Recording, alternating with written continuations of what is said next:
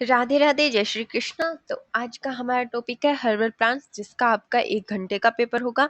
इसमें 4 यूनिट्स है, जिसमें है herbal plants in Ayurveda, active constitution and chemical reactions, identification and uses of herbal plant, identification and testing of drugs. देखो, English में कुछ नहीं है। पहले आयुर्वेद में हर्बल प्लांट होते क्या है, और फिर इनका यूजेस क्या है, मतलब उपयोग क्या है, केमिकल रिएक्शन कौन कौन सी है, और ये ड्रग्स कैसे रखे जाते हैं और कैसे बनते हैं। ठीक है, तो शुरू करते हैं अपना क्या एमसीक्यूज। आयुर्वेद में औषधीय पौधों का सबसे पहले किस ग्रंथ में उल्लेख मिलता है? किस ग्रंथ में मिलता है? तो ऋग्वेद में। किस में मिलता है? ऋग्वेद में। आयुर्वेद का जो भी कुछ मिलता है वो मिलता है ऋग्वेद में। ठीक है। चरक संहिता में लगभग कितने औषधीय पौधों का वर्णन है? तो 600 औषधीय पौधे हैं जिनका चरक संहिता में क्या है? वर्णन है। आयुर्वेद में 3 दोष कौन कौन से हैं? तो वात, पित्त और कफ। कौन से हैं? वात, पित्त और कफ। ये तो तुम्हें पता भी होगा, बहुत सुना होगा, वात दोष है, पित्त दोष है। तो वात, पित्त और कफ। आंवला मुख्य रूप से किसके लिए उपयोग किया जाता है? तो रोग प्रतिरोधक क्षमता के लिए यूज किया जाता है। देखो, बालों की वृद्धि के लिए भी यूज करते हैं, लेकिन मुख्य रूप से रोग प्रतिरोधक क्षमता के लिए यूज किया जाता है। ठीक है। अगर रोग प्रतिरोधक क्षमता ऑप्शन में ना हो तो आप बालों का करके आएंगे। आयुर्वेदिक औषधियों में पौधे का कौन सा भाग उपयोग किया जाता है? तो सारे भाग उपयोग किए जाते हैं, जड़ भी, पत्तियां भी और बीज भी। ठीक है। तुलसी का किस नाम से जाना जाता है? देखो, तुलसी को किस नाम से जाना जाता है? नीम के वृक्ष से नहीं, इंडियन जिनसेंग नहीं, इसे जाना जाता है होली बेसिल। होली यानी पवित्र। ठीक है, होली यानी पवित्र होते हैं, तो होली बेसिल के नाम से जाना जाता है। आयुर्वेद आयुर्वेद शब्द का अर्थ क्या है? आयुर्वेद, ठीक है, वेद यानी विज्ञान, और आयु यानी उम्र। तो आयुर्वेद का अर्थ है जीवन का विज्ञान। कला मत कर देना, जीवन का विज्ञान। वेद यानी विज्ञान। आयुर्वेद के जनक किसे माना जाता है? तो वो माना जाता है धन्वंतरी को। तभी हम धनतेरस बनाते हैं, तो उसी के लिए बनाते हैं। धन्वंतरी जी की पूजा करते हैं हॉस्पिटल्स में, और जिधर भी आयुर्वेद के कार्यालय जो कुछ भी होते हैं वो उनमें। नीम का व्यापक उपयोग किसके लिए किया जाता है? तो नीम का उपयोग किसके लिए किया जाता है? त्वचा के लिए किए करते हैं, मधुमेह के लिए, यकृत स्वास्थ्य, उपरोक्त सभी। ठीक है। भृंगराज किसके लिए लाभकारी है? तो बालों के लिए। सबको पता होता है भृंगराज तेल। ठीक है। वो 10-20 रुपए की वो नहीं आती बोतल तेल की, उसमें भृंगराज ऑयल भी मिला होता है, आंवला और भृंगराज की गुणों के साथ। इसमें से कौन यकृत की सुरक्षा के लिए जाना जाता है? तो यकृत की सुरक्षा के लिए जाना जाता है काल मेघ। कौन सा मेघ? काल मेघ। जो मेघ काला है वही यकृत के लिए माना जाता है। आयुर्वेद में रसायन क्या है? क्या होता है भैया रसायन आयुर्वेद में? तो ये होता है कायाकल्प चिकित्सा। क्या कहलाती है? कायाकल्प चिकित्सा। जड़ी बूटी क्या है? जड़ी बूटी रसायन नहीं है, ये ऑर्गेनिक है। विष यानी जहर, भोजन यानी खाना, तो ये है कायाकल्प चिकित्सा, रसायन। ब्राह्मी का उपयोग किसे सुधारने के लिए किया जाता है? तो मेमोरी के लिए किया जाता है ब्राह्मी का यूज। ठीक है। और ब्राह्मी के लिए एक और चीज याद करना, ब्राह्मी को हम छायादार, मतलब छाया चाहिए होती है उसको उगने के लिए। ठीक है। ब्राह्मी यानी मस्तिष्क, वैसे भी याद रहेगा आपको, ब्राह्मी मस्तिष्क। ठीक है। ब्रह्मा है, उनके नाम पे दिया गया है ब्राह्मी मस्तिष्क। ब्रह्मा जी के कितने मस्तिष्क होते हैं? खूब सारे, तो ब्राह्मी मस्तिष्क यानी स्मृति। अश्वगंधा किसके लिए सबसे अधिक प्रसिद्ध है? तो ताकत और जीवन शक्ति के लिए अश्वगंधा सबसे ज्यादा लाभदायक है। कौन सी सरकारी योजना हर्बल खेती को बढ़ावा देती है? तो यह है आयुष, नेशनल आयुष मिशन। आयुष किसके लिए? हर्बल खेती को बढ़ावा देता है। आयुष कैसे याद हो? आयुर्वेद से आयुष नहीं याद हो जाएगा तुम्हें। हल्दी में प्रबल किस प्रकार के गुण होते हैं? तो विषाणुरोधी, एंटीवायरल, एंटी फंगल और एंटी फिलामेंटर, सारे गुण हैं। सूजन आ जाती है, हल्दी लगा लो। लग गई, हल्दी लगा लो। मूवीज में नहीं देखते हल्दी का लेप लगाते रहते हैं? ठीक है। पिंपल हो गया, हल्दी लगा लो। तो उपरोक्त सभी। आगे देखते हैं।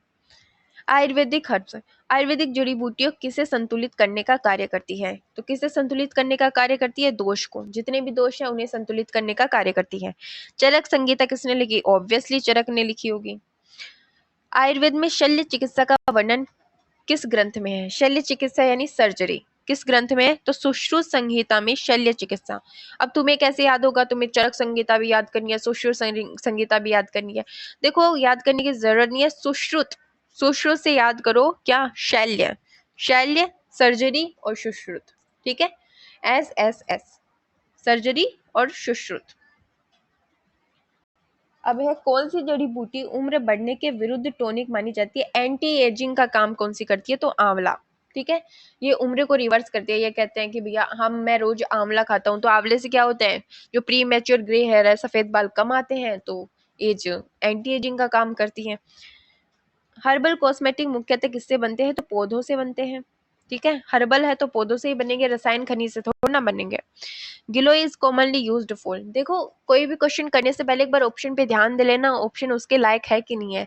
ऐसा नहीं है कि कुछ भी तुक्के भिड़ा के आ रहे हो, पहले में ए, दूसरे में बी, तीसरे में सी। ठीक है, जो नहीं आए उनका पहले ऑप्शन पढ़ना, आपको आ जाएगा।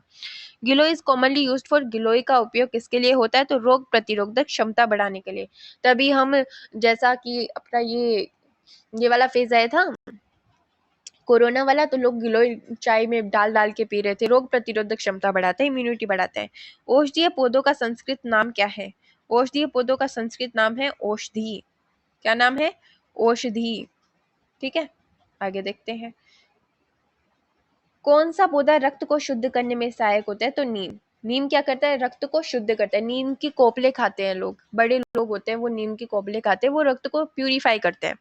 हर्बल मेडिसिन भारत के किस चिकित्सा प्रणाली का हिस्सा है? तो आयुर्वेद। हर्बल मेडिसिन जिधर आ जाए उधर आयुर्वेद, आयुर्वेद इधर आ जाए उधर आयुष। ठीक है, देखो अब एक हमारा टॉपिक, एक यूनिट खत्म हो गई। अब दूसरी यूनिट से देखते हैं कौन सा पौधा यकृत रोगों के लिए सामान्यतः उपयोग होता है? यकृत रोगों के लिए सामान्यतः उपयोग होता है काल मेघ, अभी हमने पढ़ा था। हरित के पौधे का कौन सा भाग औषधीय रूप में उपयोग होता है? देखो हरित की एक पौधा है जिसका कौन सा भाग औषधीय रूप में उपयोग होता है? तो वो है फल। क्या है? फल। ठीक है, आगे देखते हैं। नीम की मुख्य औषधीय विशेषता क्या है? नीम की मुख्य औषधीय विशेषता है रक्त शोधक का काम करती है, अभी हमने देखा था। अश्वगंधा किसके किसके लिए वर्गीकृत किया गया है? तो यह है रसायन। ठीक है, अश्वगंधा को किस रूप में वर्गीकृत किया गया है? तो रसायन के रूप में वर्गीकृत किया गया है, एक बार देख लेना इसको। तुलसी किस में उपयोगी है? तो तुलसी बुखार और सर्दी में यूज करते हैं, काढ़ा बनाने में। मधुमेह के लिए यूज की जाती है, दांत दर्द के लिए भी तुलसी और लौंग यूज की जाती है। तो उपरोक्त सभी। ठीक है, आगे देखो। नीम का वानस्पतिक नाम क्या है? तो नीम का वानस्पतिक नाम है एजाडीजक्टा इंडिका। तो ये क्या है? नीम का वानस्पतिक नाम है। एलोवेरा सामान्यतः किसके लिए प्रयोग किया जाता है? तो बालों की देखभाल के लिए करते हैं, त्वचा की देखभाल के लिए करते हैं, पाचन के लिए भी करते हैं, मतलब उपरोक्त सभी। Brahmi is recognized by its effort for, Brahmi को इसके लिए किस प्रभाव से जाना जाता है? तो मस्तिष्क के लिए जाना जाता है। मैंने कहा था ब्रह्मा जी के कितने मस्तिष्क हैं, ब्रह्मा जी से मस्तिष्क ही याद आना चाहिए तुम्हें, और ब्रह्मा जी से ब्राह्मी याद आना चाहिए। अब देखो, जिधर ऑल ऑफ दीज होगा उधर तो तुम 100% ऑल ऑफ दीज लगा के आओगे।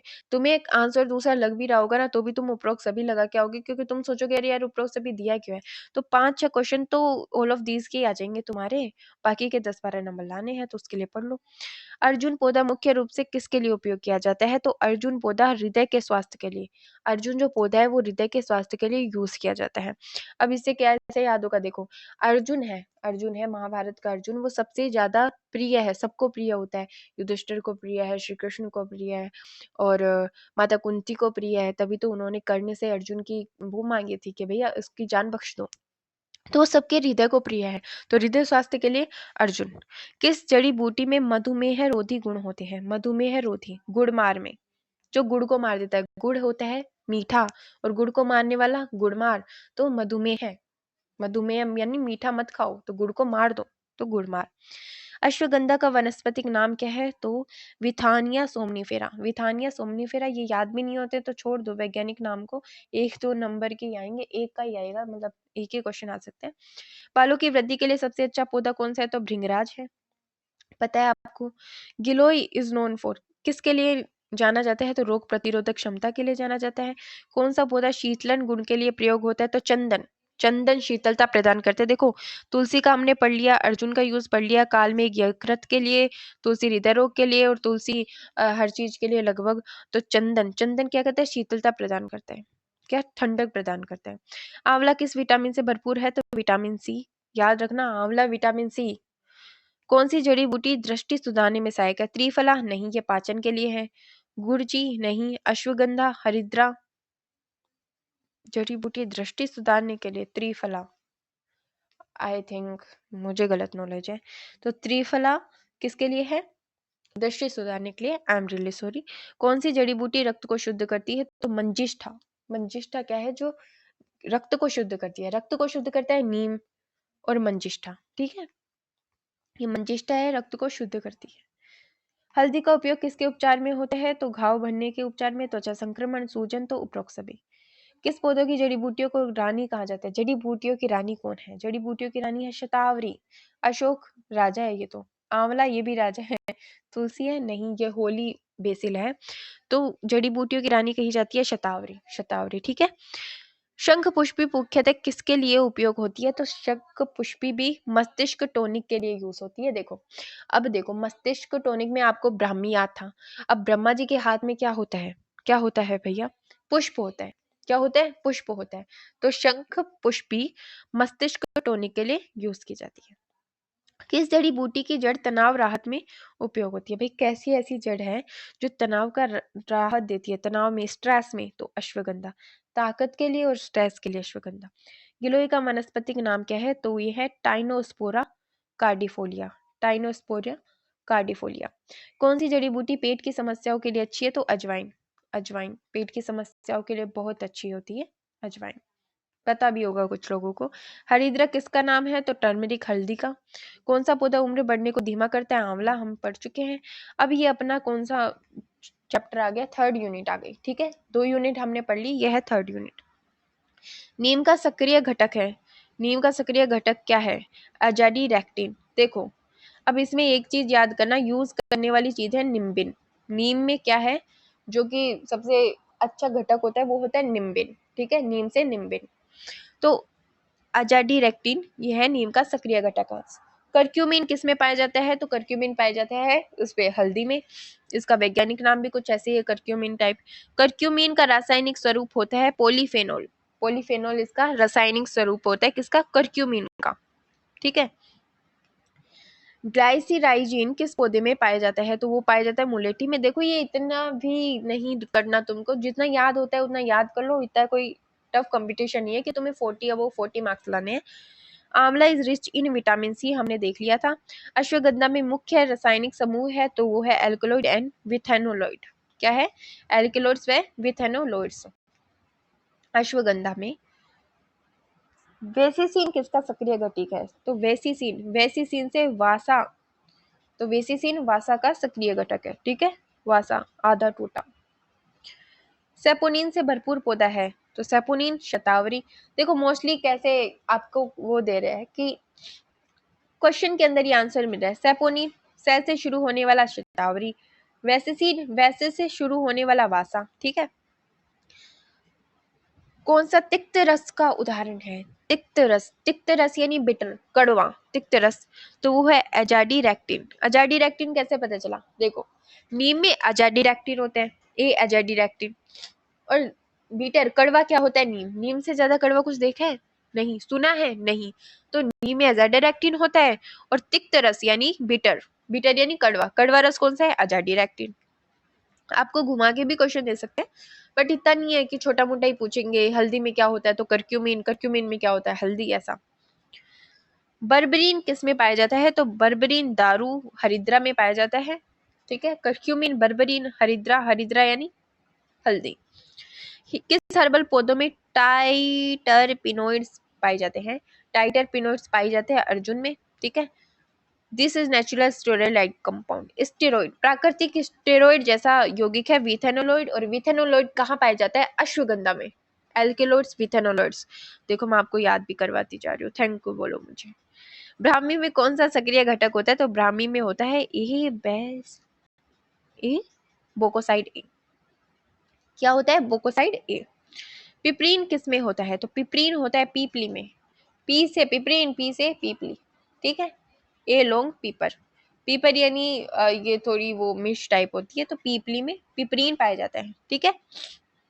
ब्राह्मी में बैकोसाइड पाया जाता है। मैं क्या कह रही हूँ, पहला अक्षर देख लेना, उसका ही तुक्का भी लगाओ ना, तो पहले अक्षर से मिलता जुलता लगा देना, लग जाएगा। ओजोडोरेक्टिन का रासायनिक वर्ग है तो होता है टर्पिनोइड। टर्पिनोइड क्या है? ओजोडोरेक्टिन का रासायनिक है। अब ऐसा मत करना, अभी मैंने नीम का बताया था, तुम नीम में भी तुक्का लगा के आ जाओ। हरितिकी में पाया जाता है टेनिन। हरितिकी में क्या पाया जाता है? टेनिन पाया जाता है। किस पौधे में मजबूत एंटीऑक्सीडेंट गुण होते हैं? एंटीऑक्सीडेंट गुण होते हैं, सब में होते हैं। आंवला में, अशोक में, नीम में, सब में होते हैं। बीटर ग्लाइकोसाइड गुरमरीन किस में पाया जाता है? कड़वा ग्लाइकोसाइड गुरमरीन किस में पाए जाते हैं? तो गुड़मार में। गुड़मार कड़वा होता है भैया, गुड़ को मार देने वाला, मीठा है होता ही नहीं है, तो वो कड़वा होगा। ठीक है, और मधुमेह में यूज किया जाता है। शंख पुष्पी किस प्रकार का यौगिक है? तो एल्केनोस और फ्लेवोनोइड्स। देखो, शंख पुष्पी, पुष्पी से पुष्प और पुष्पी से फ्लावर, समझे हैं क्या? तो फ्लेवोनोइड्स, समझ रहे हो? समझ रहे हो? टेनिन का रासायनिक स्वरूप क्या होता है? टेनिन का रासायनिक स्वरूप होता है पॉलीफेनोलिक यौगिक, पॉलीफेनोलिक यौगिक। Google contain with active carbon, कौन सा सक्रिय घटक होता है गूगल में? तो गूगल में होता है गूगल स्टेरोन। क्या होता है? गूगल स्टेरोन। अब सारे बच्चे सोच रहे होंगे ये क्वेश्चन तो आज पक्का मैं कर दूंगा। एल्केनोइड सामान्य होते हैं क्षारीय। एल्केनोइड सामान्य क्या होते हैं? क्षारीय होते हैं। कौन सा रासायनिक समूह पौधों को रंग देता है? तो पिगमेंट, फ्लेवोनोइड्स। ये शंख पुष्पी को वो देता है, पिगमेंट देता है। पिगमेंट यानी रंजक, रंजक की तो रंग देने का काम करेंगे। सेपोनिन मुख्यतः किसके लिए उत्तरदायी है? तो सेपोनिन यूज करता है झाग बनाने में। सेपोनिन किस में यूज करता है? झाग बनाने में। अभी देखो, मैं तुम्हें एक बार और रिवाइज करा देती हूँ, तुम्हें याद पक्का से हो जाएगा। देखो एक बार शुरू से देखते हैं। नीम में सक्रिय घटक हमने याद किया था, कौन सा? एजाडीरेक्टिन। एजाडीरेक्टिन नीम का सक्रिय घटक और ये कड़वा होता है, कड़वा एजाडारेक्टिन। ठीक है, एजाडारेक्टिन नीम का है जो कड़वा होता है। ठीक है। हल्दी में करक्यूमिन पाया जाता है, करक्यूमिन हल्दी में पाया जाता है। करक्यूमिन पॉलीफेनोल होता है, ये या ना भी याद करो ठीक है, लेकिन एजाडारेक्टिन याद रखना भैया, और करक्यूमिन याद रखना। ग्लाइसिराइजिन कौन से पौधे में? मुलेठी में पाए जाते हैं। आंवला, सी, अश्वगंधा, अश्वगंधा का याद करना, एल्कलॉइड विथेनोलॉइड। क्या है? एल्किनोइड्स और विथेनोलॉइड्स, विथेनोलॉइड्स, विथेनोलॉइड्स। अश्वगंधा, अब इसका अगर तुम संधि विच्छेद करो तो अश्वगंधा, अश्व जैसी स्मेल, गंध, तो विद एनेलोड्स, विद एनेलोड्स, एनेलोड्स है तभी उसमें गंध है, विद एनेलोड्स और एनेलोड्स। ठीक है, याद करना। वैसेसिन, वैसिका, वैसिका, इस सेपोनिन से शतावरी। ठीक है, सेपोनिन झाग बनाने में भी यूज की जाती है, शतावरी। ठीक है। एजाडारेक्टिन अभी आ गया था आपका, मैंने अभी अभी बताया था। बर्बरीन, बर्बरीन दारू हरिद्रा, हर्बल टाइरोपिनेट्स, चलो ये थोड़ा टफ है।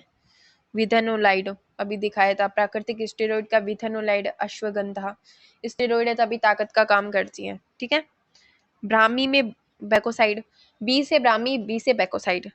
पिपरीन में कौन सा है? पीपली।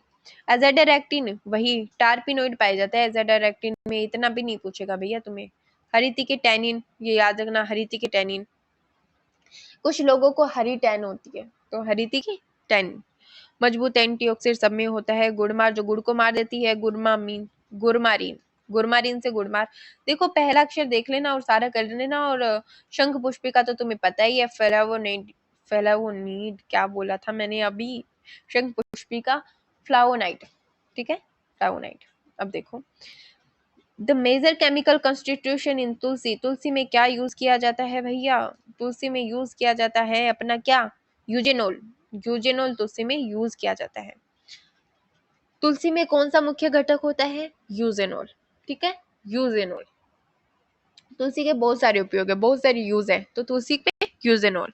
अब अपना एक जो सेकंड यूनिट है वो भी खत्म हो चुकी है। अब नेक्स्ट यूनिट है, what is organoleptic evolution. Organoleptic परीक्षण क्या है? क्या है? स्वाद और गंध का परीक्षण। कौन सा है ये? स्वाद और गंध का परीक्षण। तुम कैसे पता है? ऑर्गन में लपट आ रही है, लपट यानी गंध, स्वाद और गंध का परीक्षण। ठीक है, ये आपका लास्ट वाला है, लास्ट वाला जो यूनिट है वही है। कौन सा परीक्षण दवा के भौतिक स्वरूप की जांच करता है? दवा का फिजिकल जो स्वरूप है उसकी जांच कौन सा करता है? इंद्रिय परीक्षण। देखो, जिधर तुम्हें आयुर्वेद दिख गया उधर रसायन का कोई काम नहीं है, रसायन का काम नहीं है तो विलेयता का कोई काम नहीं है। तो काम क्या है? इंद्रियों का, इंद्रिय परीक्षण करते थे पहले। आयुर्वेद से ही हमें यही याद आ जाता है, ऋषि मुनियों की बात है, और ऋषि मुनियों से अपनी इंद्रिया तो याद आ ही जाएगी। सूक्ष्मदर्शी परीक्षण में क्या शामिल होता है? तो उसमें शामिल होते हैं कोशिका संरचना देखना। देखो, माइक्रोस्कोप से कभी तुमने वजन मापा है? नहीं। रासायनिक अभिक्रिया की है? नहीं। गंध परीक्षण किया है? नहीं। भैया इससे कोशिका संरचना देखी गई थी, इतना तो पता है। तो माइक्रोस्कोप से कोशिका संरचना देखना। टीएलसी स्टैंड फॉर, ये याद करके जाना, टीएलसी थिन लेयर क्रोमेटोग्राफी। क्या है? Thin layer chromatography. थिन यानी पतली लेयर, क्रोमेटोग्राफी की पतली लेयर टीएलसी कहलाती है। निम्न में कौन रासायनिक परीक्षण विधि है? रासायनिक परीक्षण विधि है कौन सी है? टीएलसी। रसायन का परीक्षण करते हैं टीएलसी से। राख मूल्य किसका पता लगाने में मदद करती है? तो मिलावट का। राख मूल्य एक ऐसी विधि है जिससे हम मिलावट का पता लगा देते हैं। नमी की मात्रा किससे बचाव के लिए मापी जाती है? फफूंदी बढ़ना। देखो, जितनी नमी होगी ना, जितनी ज्यादा, उतना कम प्रोडक्ट चलता है। क्यों? आपने शूज में भी देखा होगा, एक सिलिकॉन की छोटी सी थैली सी आती है, कागज की सी, उसके अंदर कुछ होता है, सिलिकॉन होता है, जिससे वो क्या करता है कि नमी को कंट्रोल कर लेता है, अपने अंदर समा लेता है, नमी नहीं रहने देता, वरना उसमें फफूंद वगैरह या फिर वो डैमेज हो जाते हैं, शूज या कोई खाने की चीज हो गई। तो नमी से बचाने के लिए क्या करते हैं, नमी से मतलब बचाया क्यों जाता है? फफूंदी बढ़ने से बचाया जाता है, इसलिए नमी से बचाया जाता है। नमी से फफूंदी बढ़ती है, आप जो भी समझो, मैं थोड़ा कंफ्यूज होगी। शराब में घुलनशील अर्क मूल्य किसके निर्धारण में मदद करता है? तो सक्रिय घटक। जो घुलनशील अर्क मूल्य है वो किसके निर्धारण में मदद करता है? तो सक्रिय घटक के। क्या चीज सक्रिय है? जल विलय अर्क मूल्य दर्शाता है। जल विलय अर्क मूल्य क्या दर्शाता है? जल घुलनशील। क्योंकि देखो, सीधा सीधा सिंपल क्वेश्चन है, सीधा सीधा सिंपल आंसर है। आप ऑप्शन देखोगे कर दोगे। क्रोमेटोग्राफी किसके लिए यूज की जाती है? तो वो विभिन्न रासायनिक यौगिकों की पहचान। दूसरी बार आ गया ये क्वेश्चन घुमा के। विदेशी पदार्थ क्या होता है? तो अवांछित पदार्थ। विदेशी पदार्थ, देखो मैंने ये प्रक्रिया की और इसमें एक विदेशी पदार्थ आ गया। विदेशी पदार्थ क्या हो गया कि अवांछित पदार्थ है, मैं उसे नहीं चाहता था, इसलिए मैंने इसका नाम विदेशी दे दिया। ठीक है, मुझे तो इसका अता पता भी नहीं था। तो अवांछित पदार्थ, विदेशी पदार्थ। सूजन सूचकांक किसे दर्शाता है? तो जल अवशोषण क्षमता को दर्शाता है सूजन सूचकांक। पाउडर सूक्ष्मदर्शी अध्ययन किसमें सहायक है? पाउडर सूक्ष्मदर्शी कणों की पहचान के। पाउडर है तो कण है। मैक्रोस्कोपिक परीक्षण का अर्थ है बिना उपकरण के देखना। देखो, माइक्रो से तो उपकरण की जरूरत होती है, और मैक्रो मतलब कि बड़ी चीजें जो दिखती है वो बिना उपकरण के ही दिख जाती है, जैसे कि इंसान, जानवर। इनमें से कौन सी विधि दवा परीक्षण में प्रयोग नहीं होती है? तो ज्योतिषी नहीं होती है। क्रोमेटोग्राफी, ऐश वैल्यू सब कुछ होती है, लेकिन ज्योतिषी नहीं होती है। ऐसा थोड़ी है ज्योतिषी विज्ञान से हम पता लगा लेंगे दवा अच्छी है भैया। ये कुल राख मूल्य में क्या शामिल होता है? अजैविक पदार्थ शामिल होते हैं। पाउडर में सूक्ष्मदर्शी देखने के लिए क्या उपयोग किया जाता है? तो कांच स्लाइड का यूज किया जाता है। कांच की स्लाइड लो, उस पे पाउडर डालो, उसमें कण के आकार वगैरह की जांच करो। कौन सी विधि कोशिकीय संरचना को दर्शाती है? तो माइक्रोस्कोपी विधि। माइक्रोस्कोप से तो कोशिका देखते हैं। टीएलसी क्रोमेटोग्राफी किया भैया, थिन लेयर क्रोमेटोग्राफी टीएलसी का। दवा का रंग, आकार और सतह किस परीक्षण में देखे जाते हैं? तो इंद्रिय परीक्षण में दवा का रंग, आकार देखे जाते हैं। विदेशी पदार्थ को पहचान क्यों जरूरी है? शुद्धता सुनिश्चित करने के लिए कि भैया देखो, विदेशी पदार्थ को पहचान लेंगे तो ये देखेंगे कि ये हार्म क्या कर रहा है। ठीक है, ये अगर दूसरी प्रजाति का है तो ये क्या हार्म कर रहा है, तो शुद्धता सुनिश्चित करने के लिए। ड्राई करने पर हानि परीक्षण क्या मापता है? नमी की मात्रा। जिधर ड्राई है उधर नमी है। वनस्पति पहचान किसके माध्यम से की जाती है? वर्गी की, टैक्सोनोमी से की जाती है वनस्पति पहचान। पाउडर दवा में मिलावट की पहचान किससे होती है? तो पाउडर सूक्ष्म परीक्षण से होती है। अर्क मूल्य परीक्षण का उद्देश्य है रासायनिक मात्रा मापने के लिए। और कच्ची औषधि की गुणवत्ता जांचने में कौन सा परीक्षण सहायक है? तो सारे के सारे कच्ची औषधि की गुणवत्ता जानने में। अब ये अपना सब कुछ कंप्लीट हो गया, और थैंक यू। अच्छे से पढ़ना। इस वीडियो को आप 2 बार भी देख लेंगे, आपके नंबर पक्के हैं, अच्छे खासे नंबर आपके आ जाएंगे। मैं इसका एक और पार्ट डाल दूंगी। अगर आपको लगता है कि भाई मुझे तो 16 नंबर से पेट नहीं भरेगा, मुझे तो ज़्यादा मार्क्स लाने हैं, मुझे तो अच्छे मार्क्स गेन करने हैं अपनी परसेंटेज के लिए, तो मैं आपको एक और क्लास दे दूंगी। और थैंक यू आपके लाइक्स और कमेंट्स के लिए, सब्सक्राइब के लिए, and tata, take care, share it please.